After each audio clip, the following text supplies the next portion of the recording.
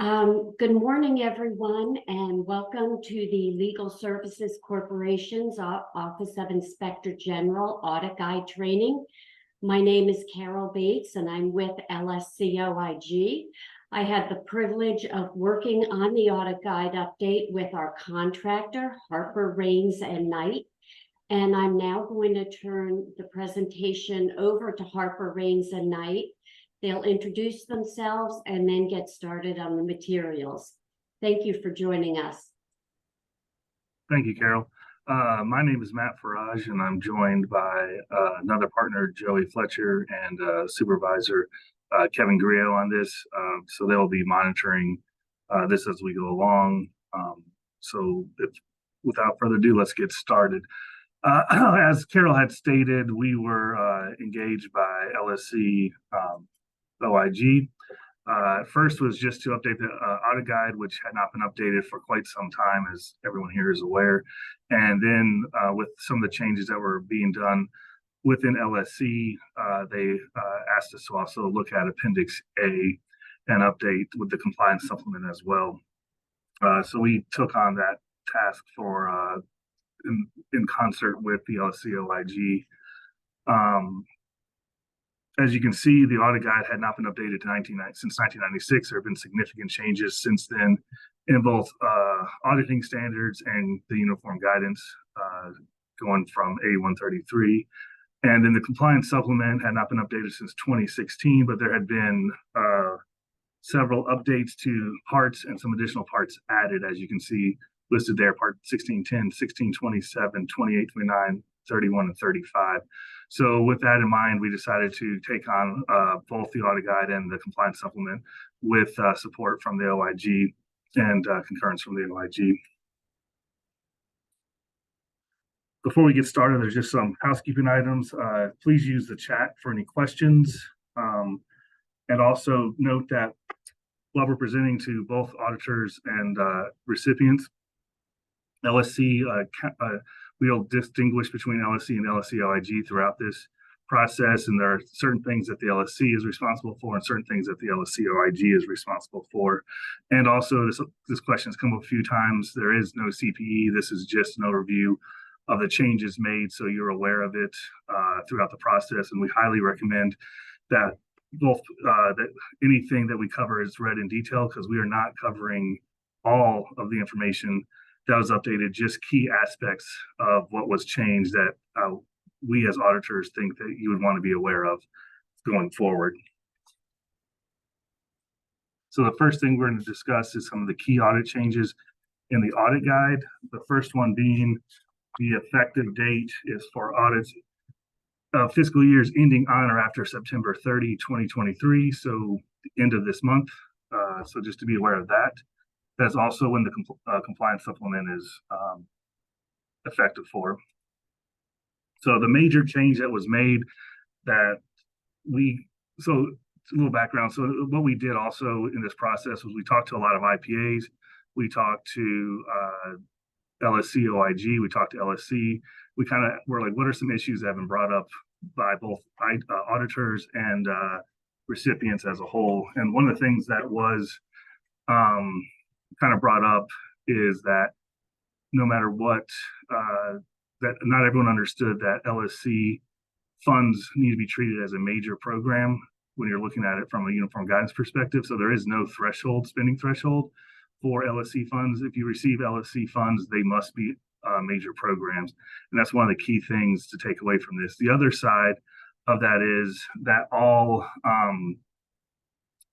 funds are not considered. They were considered high risk.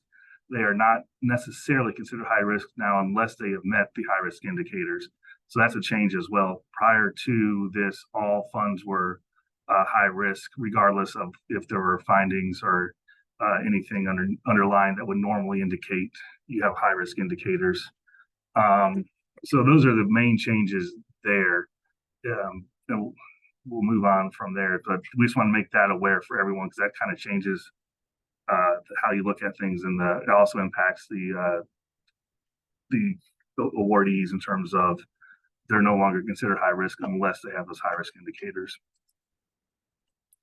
Some of the things we did as well is we deleted the sample audit agreement appendix. We felt that most firms use their own engagement letters, so just we have guidance on that, so it was just using those going forward. And then also deleted the guide for procurement of audit services by Legal Services Corporation grantees appendix. If you do want some guidance on kind of procuring and contracting for the audit, that can be found at the National Council of Not-for-Profits. These links are all live in the document. And Joe, if you could make sure this is shared with the group in the chat, that'd be great. Matt, just confirming, we have shared the slides. They're available in the chat for download. Great. So some of the changes along the way, obviously, there was the change to uniform guidance from OMB Circular A133. So we updated references and guidance to be more in line with what is out there that we use as from the audit side. Again, just we're trying to make sure this point is driven home. While the uniform guidance is applicable to all not-for-profit entities, LSC Audit Guide is applicable to all entities who receive LSC funds.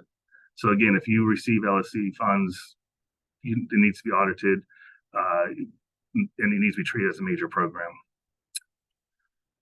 For most purposes, LSC funds are non-federal funds. However, recipients must report their expenditures on a schedule of expenditures and federal awards, CFA, as prescribed in the LSC Financial Guide. And IPA should consult uniform guidance for planning and performing an audit of LSC funds.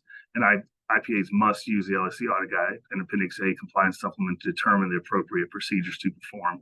And we'll get more into that as we continue on. So we'll do a little deeper dive into the Appendix A and the changes that were made and some of the key things to take away from that section. So again, there's no threshold calculation used to determine if LSC OIG fund audit guide is required. Expenditures of any LSC funds expended in the current year requires that an audit be conducted in accordance with the LSC Audit Guide. So again, that's just saying that, yes, if you're following uniform guidance for planning, you see that the threshold is $750,000.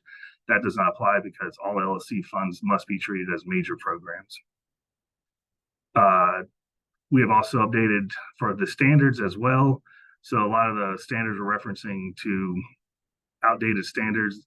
So we updated all that, whether it be AICPA or GAGAS with the GAO. So all of that's been updated to reflect the current standards that are out there.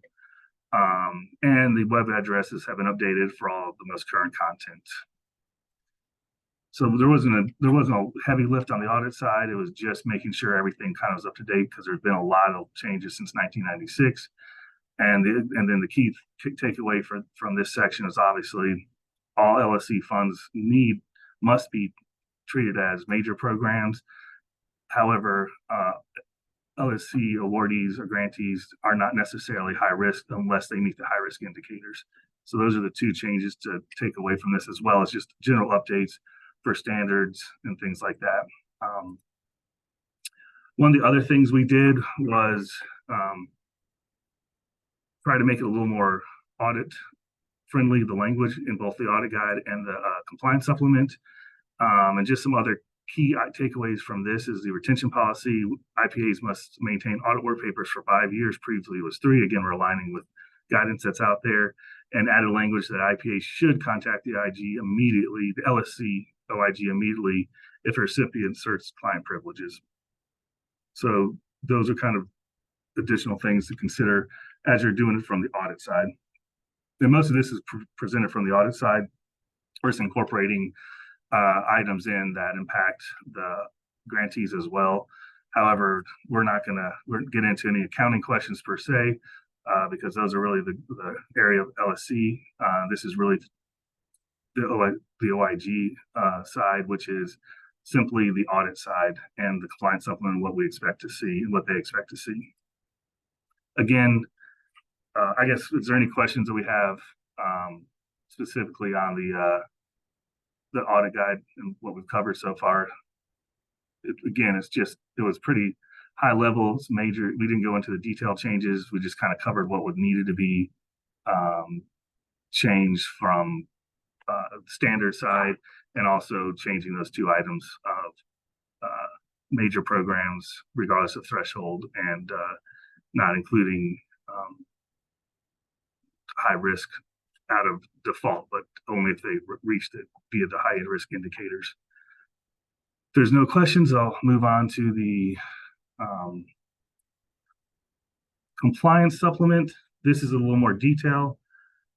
Again, like we've already stated, this is effective at the end of this month, so be aware of that. So all these changes are in place starting at the end of this month. So again, since the last compliance supplement, there were two new sections: 1629 bonding requirements for recipients, as well as 1631 purchasing and property management. And we'll get into those in a little bit, and what the high level items are that you need to consider for these. And another thing we did, we revised summaries of regulatory provisions to add clarity and to ensure consistency with LSC regulations. So as LSC regulations changed throughout the process, we try to mirror what they were doing in the guide and add any clarity to it, so that it was the auditors could clearly see what was needed, and also the grantees were aware of the requirements.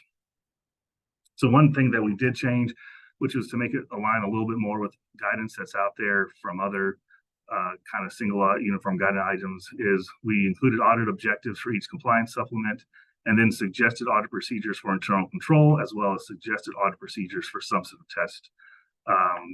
So that was just kind of mirror more of what we saw out there from other uniform guidance audit compliance supplements. So we're trying to make it a little more audit friendly from that perspective. We also added the must and should language. When the word must is used, it indicates a requirement for the IPA. When the word should is used, it indicates a best practice or recommended approach that should be strongly considered by the IPA rather than a requirement. So again, must indicates a requirement, should indicates it's strongly considered that you should use it. And one thing we do as a firm when we do this kind of work is we just take the compliance supplement, and that's our audit guide. And if we do vary from the audit guide based on auditor judgment, we document why it's varied in the additional test, which we get into in a little bit too as well.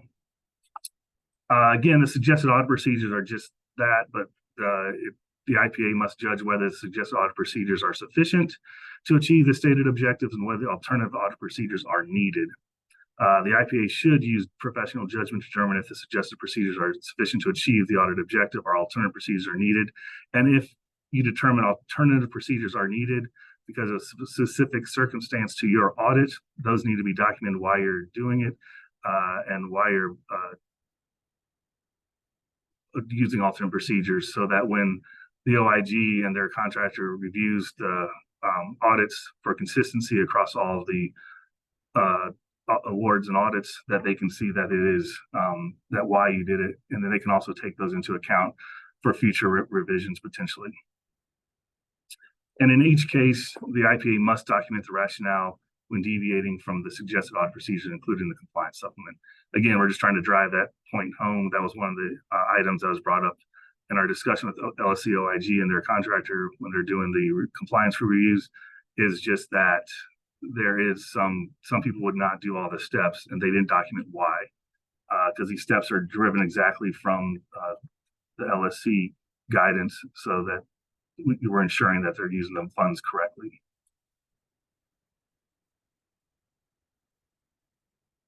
Again, the IPA must document its work. The OIG quality reviews have identified deficiencies where IPAs have not adequately documented the audit work performed and conclusions reached in accordance with generally accepted government auditing standards. Again, we're trying to drive this point home. If everything must be documented, if you veer from anything, document why, and then, you should stay as close to the compliance supplement as possible. Use it as an audit guide, and you'll make sure that every step is done. So now, is there any questions on that? That was just kind of high level, just kind of some changes, things we did, because now we're going to get into the different parts and the changes, the significant changes that were made in the either by addition or by changing the language by LSC in different parts as we go along. If there are none, I will continue on. So use of non-LSC funds, Part 1610, updated permissible use of non-LSC funds. The categorized and defined restrictions as extended restrictions, standard restrictions, and limited restrictions, and other restrictions, and included reference to LSC Program Letter 22-3, which provides detailed program integrity guidance and updated the Certificate of Program Integrity form and instructions. And also, if you have not received them, I would go on to LSC's website and look at all the program letters, and those give you detail on how to do the accounting of it, but also gives you insight from an auditor on what they're asking and what they're doing. And those are very good letters to use and leverage. So if you're not aware of them or you have not received them, I would highly recommend going to the LSC's website and downloading the ones that are applicable. Subgrant requirements of Part 1627 defines subgrants and procurement contracts, clarifies that it is up to the recipient to make a case-by-case determination whether each agreement that it makes with another entity constitutes a subgrant or a procurement contract. It also requires a recipient to obtain LSC's written approval when making a subgrant greater than $20,000. So again, we updated the audit steps to reflect these changes that were made by LSC. Continuing on subgrant requirements, Part 1627, breaking in basic field grants and special purpose grants. Subgrants may not be for a period longer than 1 year. Unexpended funds at the end of the subgrant will be considered part of the recipient's available LSC funds. And that's a key difference between the special purpose grants, which may not be for a period longer than the term of the grant, and all unexpended special grant funds must be returned to LSC at the end of the subgrant, with the exception of approval obtained by LSC. So there is a difference in those two items, and we presented this audit steps in such a way, but that is a change that was made by LSC, so need to be aware of that. Recipient fund balance is Part 1628. Again, there's another program letter 23-2, which added the LSC guidance information and fund balance information to the compliance requirements section, added additional suggested audit procedures for the steps, and determined that determining that no funds provided under a one-time or special purpose grant were expended after the expiration date of the grant without the prior written approval of LSC. If approval was not obtained, determine if all unexpended funds under such grants were returned to LSC. So that's a change in the audit compliance supplement of suggested audit steps. 1628 also had some other revisions that we put in the compliance supplement to verify that derivative income has been properly allocated to LSC fund as support. And derivative income, yes, has different meanings, but in the LSC world, derivative income is income earned by the recipient from LSC supported activities during the term of an LSC grant or contract, and includes but is not limited to income from fees or services, including attorney fees and reimbursed cost, sales and rentals of real and or personal property, and interest earned in LSC grant or contract advances. We also added that to verify the recipient's excess fund balance for the period under audit is calculated in accordance with 45 CFR Part 1628 and includes LSC derivative income defined by Section 1630.2b. So again, those were changes that LSC made. We made sure to reflect them in the supplement and in audit steps as well. Program, this is, again, we're talking about the program letters and the importance of them. Program letter 23-2, revenue recognition. It was created in response to recipient feedback on FASB accounting standard update 2018-08 ASU 2018-08 guidance. LSC issued the program letter of May as of May 12, 2023. So again, it's fairly recent. So again, if you have not read it, I would highly suggest reading it and becoming comfortable with what it's doing, because it was done in response to various to the standards and recipient feedback to LSC. So LSC adjusted some items in it. It supersedes 20-4, which was issued April 30, 2020. The letter restates that LSC basic field grants are considered non-exchange transactions, contributions with conditions. And for further guidance recipients should refer to LSC Financial Guide, section 3.1.1.a, revenue recognition for additional guidance. So again, when changes are made, they're driving home it's not only in the LSC Financial Guide, but it's also in program letters. So again, those items are very important to read and understand. The new section is Part 1629, bonding requirements. It states that a recipient must supply fidelity bond coverage for all employees, officers, directors, agents, and volunteers. A recipient must carry fidelity bond coverage or similar coverage at a minimum level of at least 10% of its annualized funding level for the previous fiscal year, and cost of those bonds are allowed if expended in compliance with LSC Cost Standards Section 1630. So again, this is a new section. If you're not aware of it, I would take a look at it, get comfortable with it, not only from a LSC recipient side, but also from an audit side. LSC Fund Limit Part 1630 and 31 updated the fund limit recipients may spend on the below items without prior written approval from LSC up to $25,000. There is a little difference in the language in 1630 and 31, which we'll get into in a second. But it updates the limit may spend on the below items, such as a single purchase or single lease of personal property, a single contract for services, a single combined purchase or lease of personal property and contract for services, and capital improvements. The note is that there's a slight conflict in the regulations between Part 1630 and 31, which LSC is aware of. Part 31 uses the wording more than 25,000 of LSC funds, and Part 1630 uses 25,000 or more. Just to be aware, LSC is enforcing the language in Part 1631, which states more than 25,000 of LSC funds. So just be aware of that as well. LSC is aware of it, but they're enforcing 1631 language, not 1630. Just something to be aware of that is being worked on as an LSC is aware of. So purchasing and property management, Part 1631, also a new section, sets new standards for purchasing, leasing, using, and disposing of LSC funded personal property and real estate, and using LSC funds to contract for services. Again, a new section, so just be aware of that. We also added in the compliance supplement, there's audit steps to address this section as well. Then also timekeeping requirements, Part 1635. There are new timekeeping requirements that require allocations of salaries and wages on records that accurately reflect the work performed.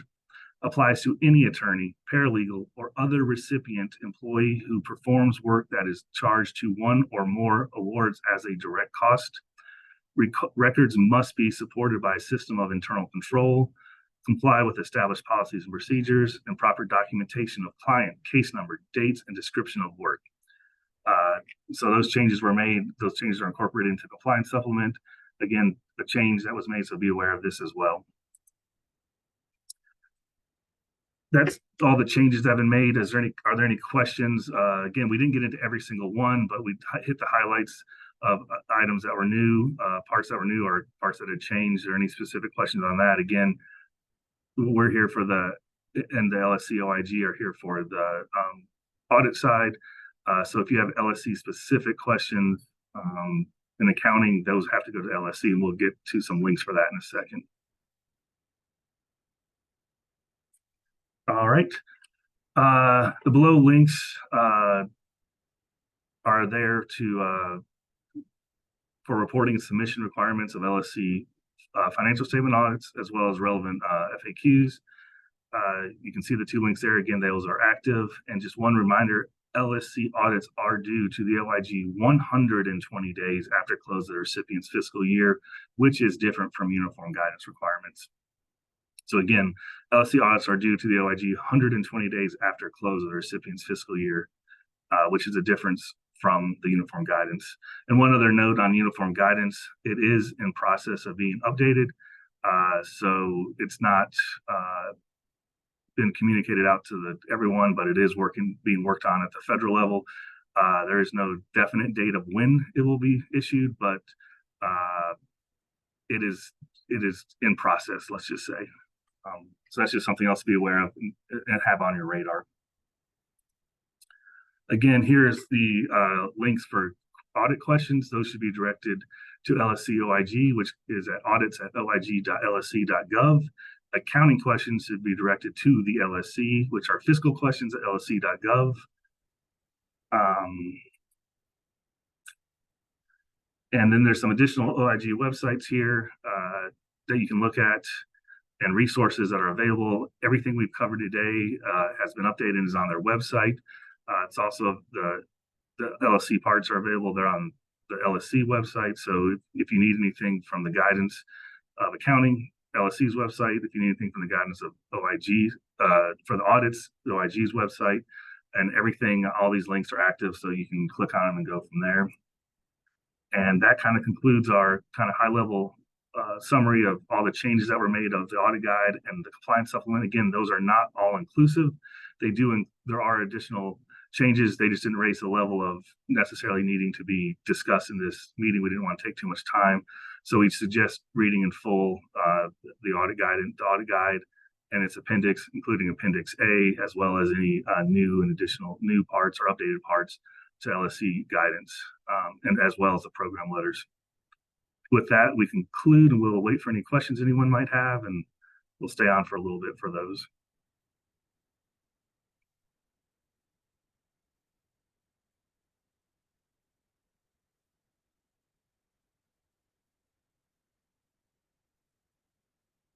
And Carol, is there anything you want to add to this from the OIG perspective?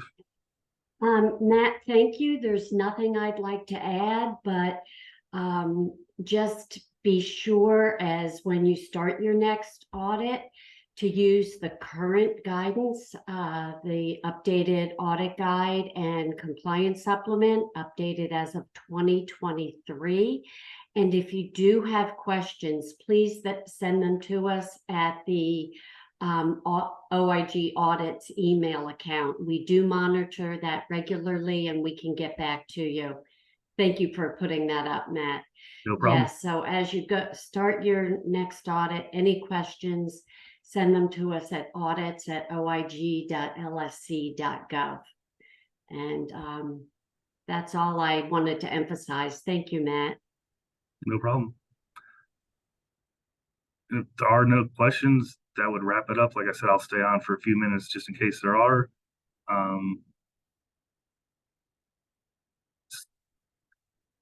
Similar webinar presentation on the audit guide for beginners. There is not, but Carol, is that something you want to address? It's just we have the audit guide is it's not a lengthy document. The appendix, obviously Appendix A, the compliance supplement, is much more lengthy. If you're doing this for the first time, I know our firm had one a few years ago that I was not involved in. The key thing to take away, if you're going to follow the uniform guidance, as most auditors are going to, is that threshold does not count. So even if you have a fund, if you have a grantee that has, $50,000, and you say, oh, well, that's not the threshold's not met, that does not apply to LSC funds. It's still a major program, and the compliance supplement must be used. So I know that was an issue that we had. Most auditors would if they're not aware of how LSC operates. Right, and we don't have another training session, but we would encourage you to follow the compliance supplement. It includes a summary of each regulation that is to be tested.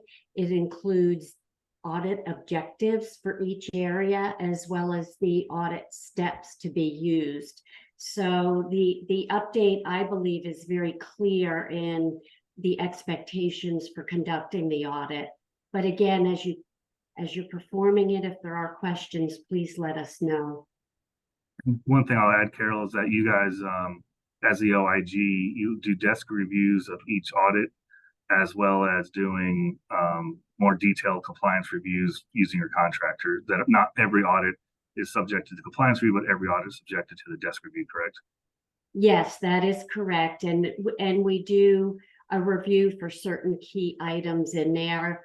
One includes is private attorney investment calculated correctly, excess funds carryover calculated correctly, is property presented to show both LSC purchase property and property purchased with non-LSC funds. So we do a high-level review of every financial statement report that does come in.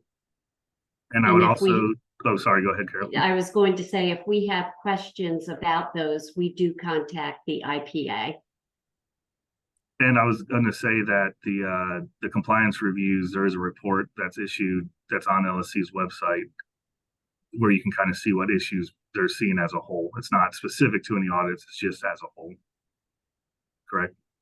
Correct, yes. So So if you each wanna- year, after the quality control reviews are done, as Matt said, we put out a report showing the common issues that have been found with that round of audits. Which would be useful for any auditor to see what they're looking for and what they're finding as issues if you want to Yes. improve your audit quality. Any other questions?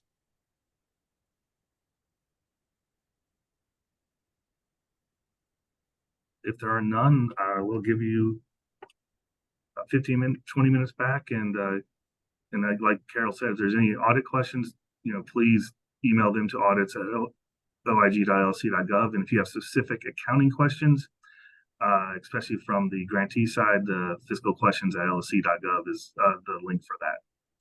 And if there are no additional questions, I would say thank you for your time and have a great rest of your day.